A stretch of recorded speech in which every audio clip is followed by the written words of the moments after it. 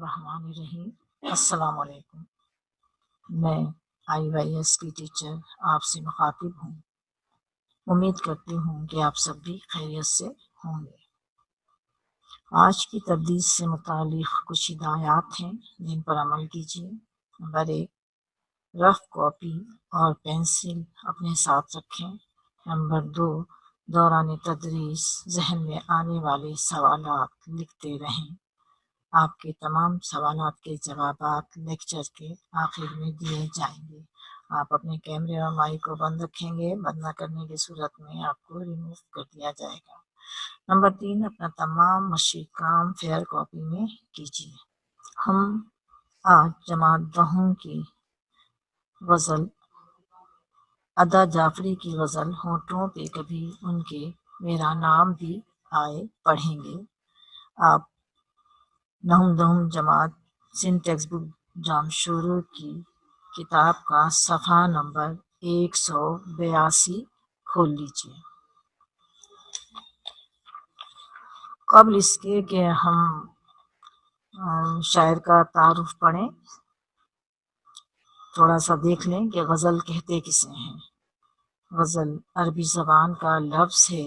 اس کے لغوی معنی حسن و عشق کی باتیں کرنا یا محبوب سے باتیں کرنا ہے۔ یہ ایسی صنف سخن ہے جو مخصوص عناصر ترکیبی پر مشتمل مخصوصیت رکھتی ہے۔ اس کے ہر شعر میں ایک مکمل مفہوم ادا ہوتا ہے۔ جیسے نظم ہوتی ہے، اس میں ایک تسلسل ہوتا ہے۔ پوری نظم پڑھتے ہیں تب ہمیں پورا سمجھ میں آتا ہے، لیکن غزل کا ہر ایک شعر اپنے اندر ایک مکمل مفہوم رکھتا ہے۔ شاعر جو بات کہنا چاہتا ہے وہ ایک شعر میں پوری طرح کہہ دیتا ہے۔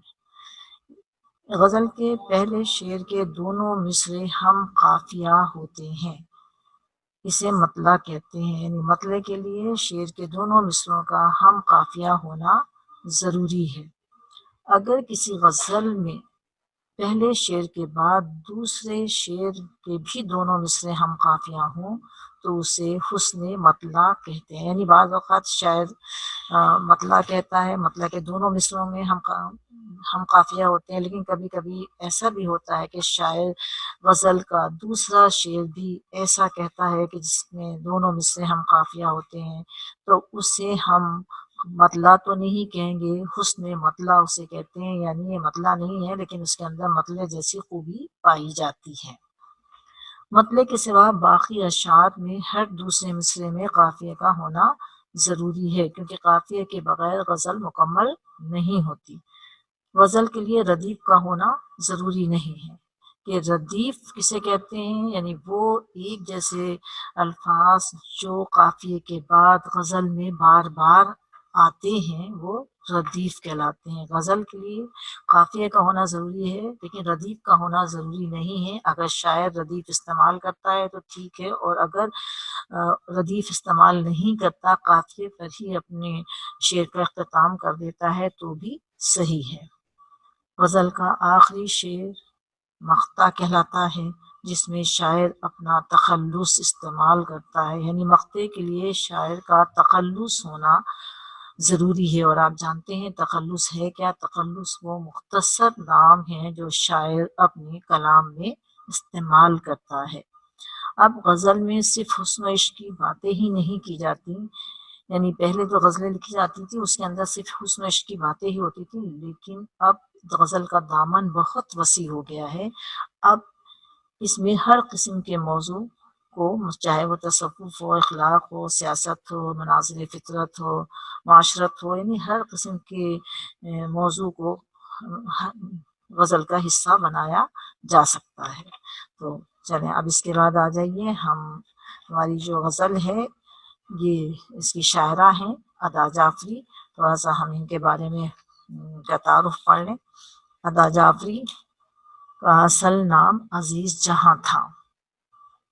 بدایوں یعنی ہندوستان میں پیدا ہوئی۔ آپ نے 12 سال کی عمر سے ادا بدایونی کے نام سے شاعری شروع کی۔ نور الحسن سے نور الحسن جعفری سے شادی کرنے کے بعد آپ نے اپنا جو قلمی نام تھا وہ ادا جعفری رکھ لیا۔ قلمی نام وہ نام ہوتا ہے جو شاعر اپنے کلام میں، اپنی تصنیف میں استعمال کرتا ہے۔ اختر شیرانی سے شاعری میں اصلاح لی۔ شاعری میں اصلاح لی یعنی کوئی بھی جب بھی شاعری کا آغاز کرتا ہے تو کوئی ایک دم سے پختہ نہیں شاعری کرتا، شاعری میں اسے اصلاح لینے کی ضرورت پڑتی ہے۔ استاد ہوتے ہیں جو اپنی شاعری میں ان کی اس کی نوک پلک سنوارتے ہیں، اور اس طرح تجربوں سے گزر کر انسان ایک مکمل شاعر بن جاتا ہے۔ تو انہوں نے کس سے اصلاح لی؟ اختر شیرانی جو خود ایک بہت بڑے شاعر گزرے ہیں، ان سے اصلاح لی۔ نظم اور نثر دونوں صنفوں میں اظہار خیال کیا، یعنی انہوں نے تحریریں بھی لکھی ہیں، نثر بھی لکھی ہے اور اس کے ساتھ ساتھ شاعری بھی کی ہے۔ تو دونوں میں ہی انہوں نے اظہار خیال کیا۔ صنف قسم کو کہتے ہیں، یعنی نظم کے قسم یا نثر کے قسم دونوں میں انہوں نے اظہار خیال کیا، مگر شاعری وجہ شہرت بنی، یعنی شہرت جو ملی انہیں شاعری کی بدولت ملی۔ انہوں نے آزاد نظمیں بھی کہیں اور جاپانی صنف سخن ہائیکو میں بھی نام کمایا، مگر وجہ کمال غزل ہے۔ آزاد نظمیں وہ نظمیں ہوتی ہیں جو قید و بند سے آزاد ہوتی ہیں، یعنی قافیہ اور ردیف کی کوئی پابندی نہیں ہوتی، نہ ہی اشعار کے بحر میں کوئی پابندی ہوتی ہے کہ کتنے بڑی بحر لکھنی ہے، کوئی چھوٹی ہوتی ہے بحر، کوئی بڑی ہوتی ہے، اور بحر شعر کے سائز کو کہتے ہیں کہ کتنا بڑا سائز ہے، چھوٹے کم الفاظ استعمال میں ہیں یا زیادہ استعمال میں ہیں۔ تو ایسی نظمیں جس میں ان سب چیزوں کی پابندی نہ ہو، اپنی مرضی سے وہ لکھتے چلے جائیں، وہ آزاد نظمیں کہلاتی ہیں۔ ورنہ جب انسان شاعری کرتا ہے تو اس میں بھی کچھ پابندیاں ہوتی ہیں، ان پابندیوں کو مد نظر رکھ کر ہی اشعار کہے جاتے ہیں۔ اگر پابندیاں نہ ہوں، اپنی مرضی سے کوئی چھوٹے اشعار کوئی بڑے اشعار، قافیہ ہے ردیف ہے نہیں ہے، تو ایسی نظمیں آزاد نظمیں کہلاتی ہیں، اور آزاد نظمیں لکھنا زیادہ آسان ہوتا ہے، ٹھیک ہے۔ اور اس کے بعد جاپانی صنف سخن شاعری کی قسم کو کہتے ہیں۔ اصناف سخن شاعری کی اقسام، جیسے ہم ہیں ہمارے پاس، جیسے غزل ہے، نظم ہے، قصیدہ ہے، مثنوی ہے، مرثیہ ہے، یہ سب کیا ہیں؟ شاعری کی اقسام ہیں، شاعری کی قسمیں ہیں۔ تو اسی طرح انہوں نے جاپانی صنف سخن یعنی جاپانی شاعری کی ایک قسم ہے ہائیکو، اس میں بھی نام کمایا، یعنی ہائیکو جاپانی صنف سخن ہے، شاعری کی نظم کی ایک قسم ہے جس میں 3 مصروں پر ایک نظم ہوتی ہے جس کے صرف 3 مصرے ہوتے ہیں۔ تو انہوں نے ہائیکو میں بھی نام کمایا، لیکن اصل ان کی شہرت کی وجہ غزل ہے۔ آپ نے متعدد قومی و بین الاقوامی اعزازات و تمغات حاصل کیے، جن میں قومی تمغہ برائے حسن کارکردگی بھی شامل ہے۔ آپ کا ادبی سرمایہ میں ساز ڈھونڈتی رہی، غزل نما ساز سخن بہانہ ہے، حرف شناسائی غزالہ تم تو واقف ہو، شہر درد سفر باقی اور موسم جیسے مشہور شعری مجموعے ہیں۔ آپ کا انتقال کراچی میں ہوا۔ ہاں، اب آئیے آپ غزل کی طرف۔ آپ کی یہ جو پہلے الفاظ معنی دیکھ لیجئے، پھر ہم غزل کی بلند خوانی کریں گے۔ اندیشہ خطرہ، اندیشہ انجام، نتیجے کی فکر، انجام کا ڈر۔ برسر الزام لگانے کی غرض سے۔ ساخت کے معنی ہے اعتبار یا وقار۔ در و بام، اس سے مراد گھر ہے، ٹھیک ہے۔ در دروازے کو کہتے ہیں، بام چھت کو کہتے ہیں، یعنی مختصراً کیا کہیں گے، در و بام سے مراد ہے گھر۔ دل گیر، رنجیدہ، مغموم، افسردہ، ٹھیک ہے۔ قلمی نام، وہ فرضی نام جو کوئی ادیب اپنی تصانیف میں اپنے اشعار میں اختیار کرتا ہے وہ قلمی نام کہلاتا ہے، ٹھیک ہے۔ لب بستہ، چپکا، خاموش، یہ چپکا نہیں ہے چپکا، ٹھیک ہے. خاموش. ہائیکو، ابھی میں آپ کو بتا بھی چکی ہوں کہ ہائیکو جاپانی شاعری ہے اور یہ 3 مصروں کی نظم ہوتی ہے، یعنی اس میں ایک نظم میں صرف اور صرف 3 مصرے ہوتے ہیں. اب آ جائیے، غزل میں پڑھ رہی ہوں، آپ اس کو ذرا غور سے دیکھیے گا، تلفظ پر خاص طور سے زور دیکھیے گا، غور کیجیے گا. ہونٹوں پہ کبھی ان کے میرا نام ہی آئے، آئے تو صحیح برسرے الزام ہی آئے.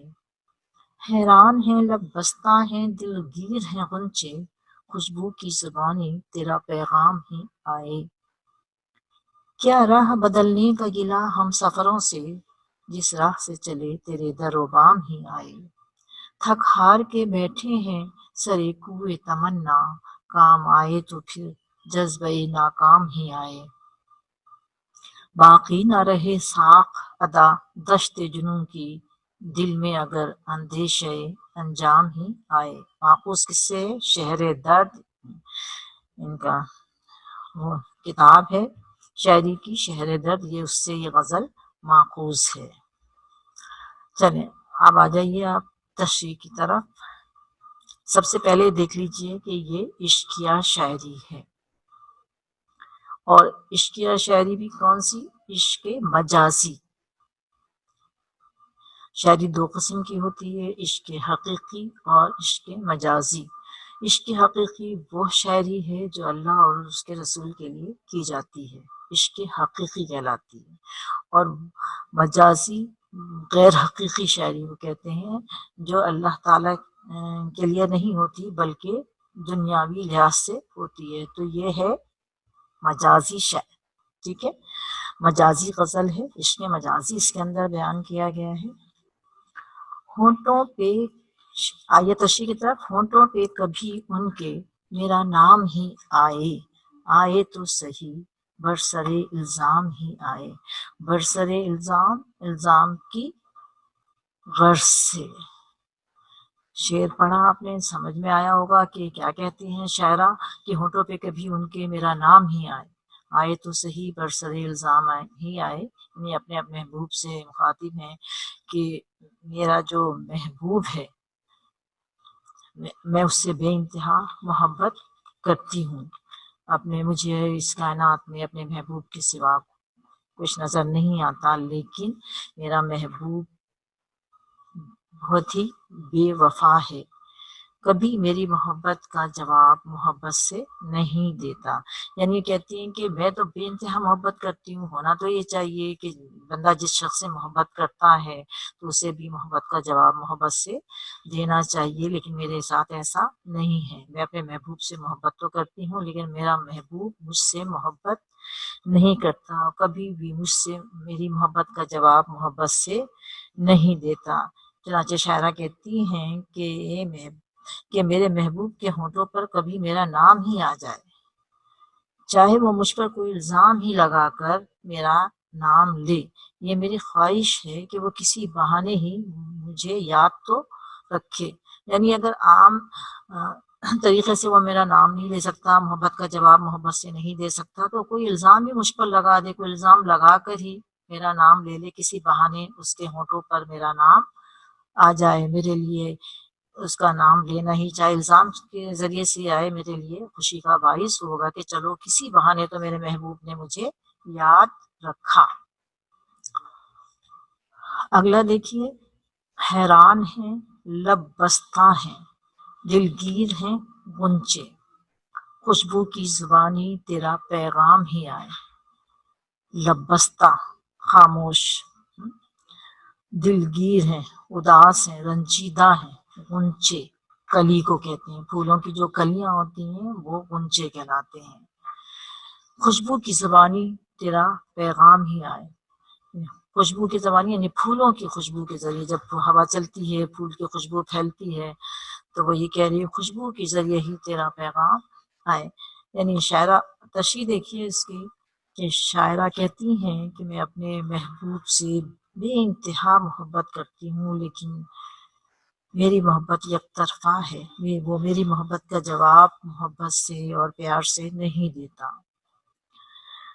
شاعرہ اپنے محبوب سے یہ کہتی ہیں کہ لوگ بھی حیران ہیں کہ تم کیوں میری محبت کا جواب محبت سے نہیں دیتے۔ یہ اصول تو یہی ہے کہ جب انسان کسی سے محبت کرتا ہے تو جس سے محبت کرتا ہے تو اس سے بھی چاہیے کہ محبت کرنے والے سے محبت کرے اور اس کا جواب محبت سے دے، لیکن یہاں معاملہ اس کے برعکس ہے۔ تو وہ یہی کہہ رہی ہیں کہ لوگ بھی حیران ہیں کہ تم کیوں میری محبت کا جواب محبت سے نہیں دیتے۔ پھولوں کی کلیاں بھی خاموش ہیں، وہ بھی میری حالت کو دیکھ کر افسردہ ہیں، انہیں بھی فکر ہے کہ تم میرے ساتھ ایسا سلوک کیوں کر رہے ہو۔ وہ اپنے محبوب سے کہتی ہیں کہ اگر تم کسی اور ذریعے سے پیغام نہیں بھیج سکتے تو پھولوں کی خوشبو کے ذریعے ہی اپنا پیغام بھیج دو تاکہ مجھے سکون مل جائے۔ سمجھ میں آیا آپ کو کہ یعنی یہاں بتایا یہ جا رہا ہے کہ جب انسان کسی سے عشق کرتا ہے، کسی سے محبت کرتا ہے تو جس سے محبت کرتا ہے تو اسے محبت کا جواب محبت سے دیتا ہے، لیکن یہاں معاملہ اس کے برعکس ہے۔ اس کا شاعرہ کہتی ہے میرے محبوب میری محبت کا جواب محبت سے نہیں دیتا، مجھے کسی قسم کا کوئی پیغام نہیں بھیجتا۔ تو یہ کہہ رہی ہیں کہ اس کو مطلب اس مقصد یوں کہنا چاہیے کہ یہ صورتحال دیکھ کر لوگ بھی حیران ہیں، خاموش ہیں، کلیاں بھی خاموش ہیں، وہ بھی افسردہ ہیں، پریشان ہیں، انہیں بھی حیرت ہے کہ آخر کیا وجہ ہے کہ تم میری محبت کا جواب محبت سے نہیں دیتے۔ تو وہ یہاں یہی کہہ رہی ہیں کہ اگر تم کسی اور کے ذریعے کسی اور طرح سے پیغام نہیں بھیج سکتے تو تم خوشبو کی زبانی ہی میرا پیغام اپنا پیغام مجھ تک پہنچا دو۔ خوشبو ہوا کے ذریعے یہ پیغام تمہارا یہ پیغام مجھ تک پہنچا دیں گی۔ اگلا شعر دیکھیے، کیا راہ بدلنے کا گلہ ہم سفروں سے، جس راہ سے چلے تیرے در و بام ہی آئے۔ گلہ، شکوہ، راہ راستے کو کہتے ہیں، راستہ بدلنا یعنی ایک راستہ چھوڑ کر دوسرے راستے کو اپنا لینا۔ گلہ شکوہ شکایت کو کہتے ہیں، ہم سفر ساتھ چلنے والے یا دوست، ٹھیک ہے۔ جس راہ سے چلے یعنی جس راستے سے بھی چلے، تیرے در و بام ہی آئے یعنی تیرا گھر ہی آیا۔ اب دیکھیے کہ کیا کہتی ہیں شاعرہ۔ شاعرہ کہتی ہیں کہ مجھے اپنے محبوب سے بے انتہا محبت ہے۔ اپنے محبوب سے کہتی ہیں میں تم سے بے انتہا محبت کرتی ہوں اور تمہیں دیوانگی کی حد تک میں چاہتی ہوں۔ تمہاری عشق میں دیوانی ہو گئی ہوں، مجھے سوائے تمہارے اس کائنات میں کچھ نظر نہیں آتا۔ میں ہر وقت تمہاری یاد میں کھوئی رہتی ہوں، میں ہر وقت تمہارے بارے میں سوچتی رہتی ہوں۔ مجھے دنیا سے کوئی مطلب نہیں ہے، مجھے صرف اور صرف اس دنیا میں صرف تم سے مطلب ہے، میں تم سے محبت کرتی ہوں، میں اس کائنات میں صرف تمہارے ہی بارے میں سوچتی ہوں۔ تو میں تمہیں جنون کی حد تک، دیوانگی کی حد تک چاہتی ہوں۔ میری اس جنون کو دیکھ کر، اس دیوانگی کو دیکھ کر میرے ساتھیوں نے بہت کوشش کی کہ میں تم سے محبت کرنا چھوڑ دوں، لیکن میں ایسا نہیں کر سکی۔ لیکن میرے ساتھیوں نے اور دوستوں نے اپنے راستے بدل دیے تاکہ میں تمہیں بھول جاؤں، لیکن میں ایسا نہیں کر سکی۔ میری منزل تو تم تھے، میں جس راستے سے بھی چلی تیرا ہی گھر سامنے آیا، اور یہی میری تجھ سے محبت کا ثبوت ہے۔ یعنی کہنے کا مقصد یہاں پر یہی ہے کہ اس حد تک وہ اپنے محبوب سے محبت کرتی تھی کہ انہیں اس کائنات میں سوائے اپنے محبوب کے کچھ نظر نہیں آتا تھا۔ تو میری اس جنون کو دیکھ کر، میری اس دیوانگی، اس پاگل پن کو دیکھ کر میرے دوستوں نے مجھے بہت چاہا کہ میں اس راستے سے باز آ جاؤں، تمہاری محبت میں چھوڑ دوں۔ انہوں نے بہت سے راستے بدل لیے تاکہ میری منزل بدل جائے، لیکن چونکہ میری منزل تو وہ اپنے محبوب سے کہتی ہے تم ہی تھے، لہٰذا میں نے جتنی بھی راہیں بدلی، جس راستے سے میں چلی، مجھے تمہارا گھر ہی سب سامنے آیا، اور یہی میری محبت کا تم سے ثبوت ہے۔ آگے دیکھیے، تھک ہار کے بیٹھے ہیں سرے کوئے تمنا، کام آئے تو پھر جذبۂ ناکام ہی آئے۔ تھک ہار کے بیٹھے ہیں. سرے کوئے تمنا خواہشوں کا شہر. ٹھیک ہے. کام آئے تو پھر جذبہ ناکام، یعنی وہ جذبے جو ناکام ہو گئے تھے وہی کام آئے. تو دیکھیے اس کی تشریح. مذکورہ شعر میں شاعرہ کہتی ہیں کہ میں نے اپنے محبوب کے دل میں اپنی محبت پیدا کرنے کی بہت کوشش کی. میری پوری کوشش تھی کہ میرا محبوب میری محبت میں گرفتار ہو جائے، لیکن میں ایسا نہ کر سکی. دیکھیے، محبت زبردستی کسی کے دل میں نہیں ڈالی جاتی. محبت وہ جذبہ ہے جو خود بخود پیدا ہوتا ہے. لیکن یہاں پر وہ کہہ رہی ہیں کہ میں نے تو بہت کوشش کی لیکن میں ایسا نہیں کر سکی. میں اپنے محبوب کے دل میں اپنی محبت نہیں ڈال سکی. کوشش میں نے بہت کی کہ میرا محبوب مجھے چاہے، مجھے پسند کرے، مجھ سے باتیں کرے، حال دل سنائے، لیکن میں اپنی اس کوشش میں ناکام رہی. اور جب کوششیں ناکام ہو گئی تو کیا ہوا کہ میں تھک ہار کے بیٹھ گئی کہ میری ساری کوششیں رائے گاہ چلی گئی ہیں. میری کوئی کوشش میرے محبوب کے دل میں میری محبت نہ ڈال سکی. لیکن وہ کیا کہتی ہیں کہ میں تھک تو گئی ہوں، میں تھک ہار کے بیٹھ گئی ہوں، لیکن مجھے معلوم ہے کہ میری محبت ناکام صحیح لیکن سچی ہے. یعنی میں اپنے محبوب سے صرف وقت گزارنے کے لیے محبت نہیں کر رہی ہوں، میں اسے سچی محبت کرتی ہوں. لہٰذا مجھے یقین ہے کہ ایک نہ ایک دن اسے ضرور اس بات کا احساس ہو جائے گا کہ واقعی اس سے سچی محبت کرتی ہوں. یعنی وہ یہی بات بتا رہی ہیں کہ میں نے بہت کوشش کی کہ اس کے دل میں میری محبت پیدا ہو جائے، لیکن میری تمام تر کوششیں رائے گاہ گئیں. میں اپنے محبوب کے دل میں اپنی محبت پیدا نہیں کر سکی. میں آپ کو پہلے ہی بتا چکی ہوں کہ محبت جو ہے وہ زبردستی نہیں ہوتی، کسی کے کہنے سننے سے بھی محبت نہیں ہوتی. محبت تو وہ جذبہ ہے جو خود بخود انسان کے دل میں کسی کے لیے پیدا ہو جاتا ہے. تو یہاں پر وہ جس کو بھی چاہتی ہیں اپنے محبوب کو کہتی ہیں کہ بہت کوشش کی کہ اس کے دل میں میری محبت پیدا ہو جائے، لیکن میری تمام کوششیں رائے گاہ چلی گئیں. میں تھک ہار کر بیٹھ گئی کہ میری کوئی بھی کوشش میرے کام نہیں آ سکی. لیکن وہ کیا کہتی ہیں؟ وہ کہتی ہیں کہ مجھے یقین ہے کہ میری محبت سچی ہے. ایک نہ ایک دن میری محبوب کو میری محبت کا احساس ہو جائے گا، اسے یقین آ جائے گا کہ میں اس سے سچی محبت کرتی ہوں. آخری شعر ہے. باقی نہ رہے ساخ ادا دشت جنوں کی، دل میں اگر اندیشہ انجام ہی آئے، ساخ اعتبار وقار دشت جنوں، دشت صحرا کو کہتے ہیں، جنوں دیوانگی کو کہتے ہیں، پاگل پن کو کہتے ہیں.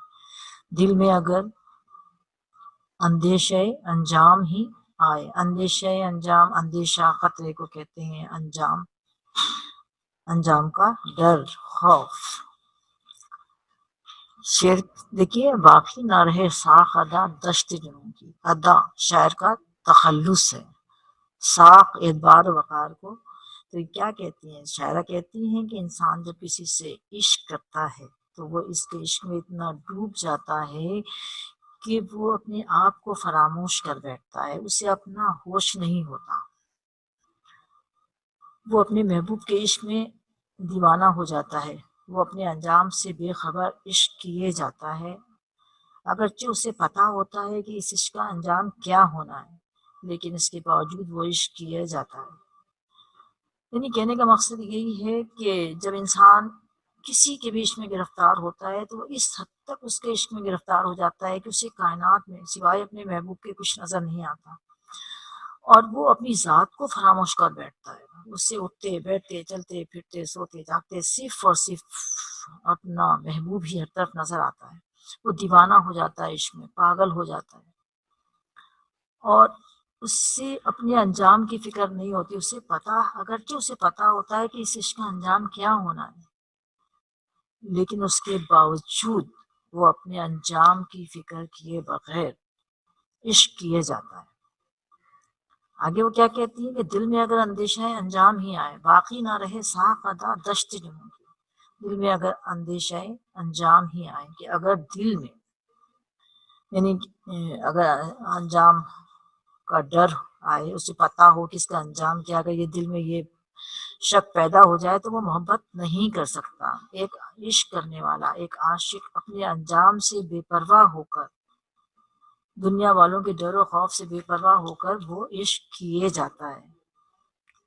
اگر انجام کا اس کو کے اندر خوف پیدا ہو جائے تو پھر وہ عشق نہیں کر سکتا۔ اس لیے وہ کہتے ہیں کہ جو بھی انسان کسی سے سچے دل سے عشق کرتا ہے تو وہ انجام سے بے خوف و خطر ہو کر عشق کرتا ہے، کیونکہ اگر اسے انجام کا خیال آ جائے تو پھر ایک عشق کرنے والا عشق نہیں کر سکتا۔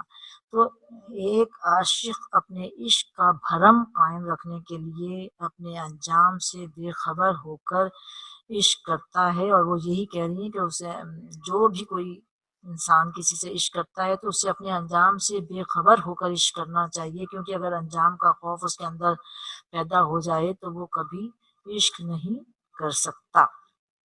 ٹھیک ہے،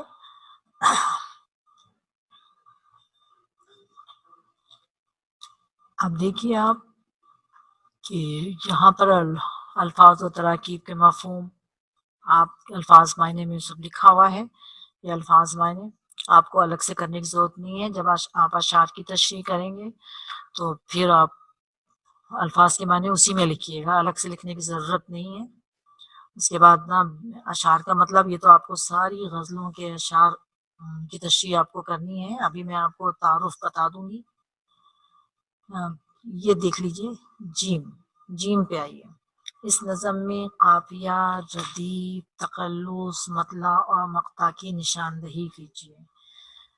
تعریفیں آپ کو پتہ ہیں کہ قافیہ کسے کہتے ہیں۔ قافیہ وہ ہم آواز الفاظ ہوتے ہیں جو اشعار میں آتے ہیں، یہ الگ الگ معنی ہوتے ہیں ان کے، اور قافیے کے بغیر کوئی بھی غزل کا شعر مکمل نہیں ہوتا۔ اس کے بعد ہے ردیف۔ ردیف کے معنی ہے پیچھے آنے والا یا بار بار آنے والا۔ ردیف وہ الفاظ ہوتے ہیں، ایک جیسے الفاظ ہوتے ہیں۔ قافیے کے الفاظ تو تبدیل ہوتے ہیں اور اس کے معنی بھی تبدیل ہوتے ہیں، لیکن ردیف کے نہ تو الفاظ تبدیل ہوتے ہیں، اور جب الفاظ تبدیل نہیں ہوتے تو معنی بھی تبدیل نہیں ہوتے، اور یہ ہمیشہ قافیے کے بعد آتا ہے۔ قافیہ پہلے آتا ہے اور ردیف بعد میں آتا ہے۔ جیسے آپ یہ شعر اوپر لکھا ہوا ہے نا کہ ہونٹوں پہ کبھی ان کے میرا نام ہی آئے، آئے تو صحیح برسرے الزام ہی آئے۔ تو نام اور الزام یہ کیا ہے؟ یہ قافیہ ہیں، ٹھیک ہے۔ اور ہی آئے، اور دوسرے مصرے میں بھی دیکھیے ہی آئے، اور اس کے بعد دوسرا جو شعر ہے اس میں بھی ہی آئے۔ یہ کیا ہے؟ یہ قافیے کے بعد آ رہے ہیں اور ایک جیسے الفاظ ہیں، تو وہ الفاظ جو قافیے کے بعد آتے ہیں اور بار بار آتے ہیں وہ ردیف کہلاتے ہیں۔ اس کے بعد تخلص، کئی دفعہ میں آپ کو بتا چکی ہوں، اور آپ کو یہ اس قسم کے کوشچن جو ہیں وہ امتحان میں بھی آتے ہیں، تعریفیں لکھنے کے لیے آتی ہیں، مثالیں لکھنے کے لیے آتی ہیں۔ تو پھر میں آپ کو ایک دفعہ بتا رہی ہوں، تخلص وہ مختصر نام ہوتا ہے جو شاعر اپنی کلام میں استعمال کرتا ہے، ٹھیک ہے، وہ تخلص کہلاتا ہے۔ اس کے بعد ہے مطلع۔ مطلع کے لفظی معنی ہیں آغاز کرنے کے ہیں یا اطلاع دینے کے ہیں۔ تو غزل کا یا قصیدے کا پہلا شعر مطلع کہلاتا ہے، اور اس کے دونوں مصروں کا ہم قافیہ ہونا ضروری ہے۔ جب تک دونوں مصرے ہم قافیہ نہیں ہوں گے وہ مطلع نہیں کہلائے گا۔ جیسے یہی شعر اوپر لکھا ہوا ہے، دیکھیے، ہونٹوں پہ کبھی ان کے میرا نام ہی آئے، آئے تو صحیح برسرے الزام ہی آئے۔ یہ کیا ہے؟ مطلع ہے اس غزل کا۔ ادا جعفری کی جو غزل ہم پڑھ رہے ہیں یہ اس کا مطلع ہے۔ اور نام اور الزام یہ کیا ہے؟ دونوں لفظ ہم قافیہ ہیں، ٹھیک ہے۔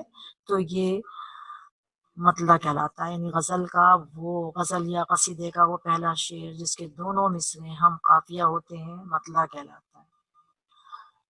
اس کے بعد مقطع۔ مقطع غزل کے یا قصیدے کے آخری شعر کو کہتے ہیں جس میں شاعر اپنا تخلص استعمال کرتا ہے، یعنی غزل کے لیے یا قصیدے کے لیے جو مقطع ہے اس میں شاعر کا تخلص استعمال ہونا ضروری ہے، یعنی شاعر کا وہ مختصر نام جو اپنے کلام میں استعمال کرتا ہے اس کا ہونا ضروری ہے، اگر وہ نہ ہو تو پھر وہ مقطع نہیں کہلاتا۔ جیسے اسی غزل کا یہ شعر ہے، باقی نہ رہے ساق ادا دشت جنوں کی، دل میں اگر اندیشہ انجام ہی آئے۔ ادا، یہ ادا کیا ہے؟ شاعر کا تخلص ہے، یعنی وہ مختصر نام جو وہ اپنے شاعری میں استعمال کرتی ہیں۔ تو اب آپ ذرا نظم نکال لیجئے، اور اس نظم میں انہوں نے سوال ہے کہ قافیہ، ردیف، تخلص، مطلع اور مقطع کی نشاندہی کیجیے۔ سب سے پہلے آ جائیے قافیہ۔ قافیہ دیکھیے آپ، ہونٹوں پہ کبھی ان کے میرا نام ہی آئے، نام ابھی میں بتا چکی ہوں، یہ قافیہ ہے۔ الزام قافیہ ہے۔ اگلے شعر میں دیکھیے پیغام، یہ بھی قافیہ ہے۔ اس کے بعد اگلے والے شعر میں آئیے در و بام، در و بام یہ بھی قافیہ ہے۔ اور اس کے اگلے شعر میں آئے ناکام، تو ناکام یہ بھی قافیہ ہے۔ اور اس کے لاسٹ شعر میں دیکھیں انجام، تو نام، الزام، پیغام، در و بام، ناکام، انجام، یہ کیا ہیں؟ یہ وہ قافیہ ہیں جو اس نظم میں استعمال ہوئے ہیں۔ اگلا دیکھیے ردیف، ہی آئے، ہی آئے دیکھیں ہر مصرع ثانی پہلے میں دونوں میں ہے، اس کے بعد پھر مصرع ثانی میں ہی آئے جو بھی ہیں یہ ردیف کہلاتے ہیں، ٹھیک ہے۔ اس کے بعد تخلص میں آپ کو بتا چکی ہوں کہ مختصر نام، جیسے یہاں پر انہوں نے ادا استعمال کیا ہے، یہ کیا ہے؟ تخلص ہے، ٹھیک ہے، یہ تخلص ہے۔ اور پھر یہ شعر جو ہے یہ مقطع ہے، ٹھیک ہے۔ باقی نہ رہے ساق ادا دشت جنوں کی، دل میں اگر اندیشہ انجام ہی آئے، یہ مقطع ہے۔ اور پہلا والا شعر جو ہے وہ مطلع ہے، ہونٹوں پہ کبھی ان کے میرا نام ہی آئے تو صحیح برسر الزام ہی آئے، یہ مقطع ہے۔ پہلا شعر مطلع اور آخری شعر مقطع، ٹھیک ہے۔ اب آ جائیے آپ کثیر الانتخابی جوابات دیکھ لیجیے۔ شاعرہ کے نزدیک اس کا نام آئے کتاب میں، ٹی وی پر، فوٹو پر، اخبار میں، خود کیجیے گا، غزل پڑھ لی ہے آپ نے کہ کہاں چاہتی ہے کہ اس کا نام آئے۔